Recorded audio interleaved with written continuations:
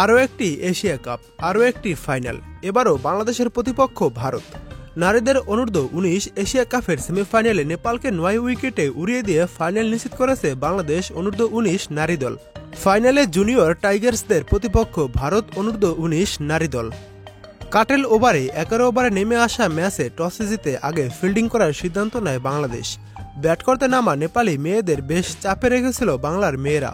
টপটপ wicket তুলে নিয়ে নেপালকে খাদের কিনারায় ফেলে দিতে থাকে বাংলাদেশ। ওপেনার সাবিত্রী ধাবি বাদে কেউই ছুঁতে পারেনি 2 অঙ্কের কোটা।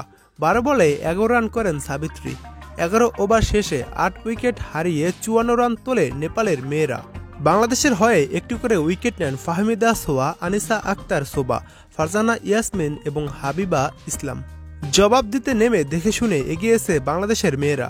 ওপেনিংয়ে ফাহমিদা সোয়া 32 বলে 26 রানের ইনিংস খেলে অপরাজিত ছিলেন। এছাড়া মোসাম্মদ ইবা 21 বলে 18 রান করেছেন। 6 বলে 10 রান করে ক্রিজে টিকেছিলেন সুমাইয়া আক্তার। সুমাইয়া এবং সোয়ার ভেটে জয়ের চূড়ায় পৌঁছে যায় বাংলাদেশের মেয়েরা। 7 বল হাতে রেখে হেসে খেলে 9 উইকেটের জয় তুলে নিয়েছে বাংলাদেশের মেয়েরা। নেপালের হয়ে কুসুম গোদার একটি উইকেট শিকার করেছেন। আগামী 22শে ডিসেম্বর বাংলাদেশ সময় সকাল 7:30 কুয়ালালামপুরে অনুষ্ঠিত হবে টুর্নামেন্টের ফাইনাল ম্যাচ। ফাইনালে বাংলাদেশের প্রতিপক্ষ ভারত। এর আগে সুপার 4-এর ম্যাচে ভারতের কাছে হেরেছিল বাংলাদেশের মেয়েরা। অন্যদিকে এখন পর্যন্ত টুর্নামেন্টের একমাত্র অপরাজিত দল ভারত।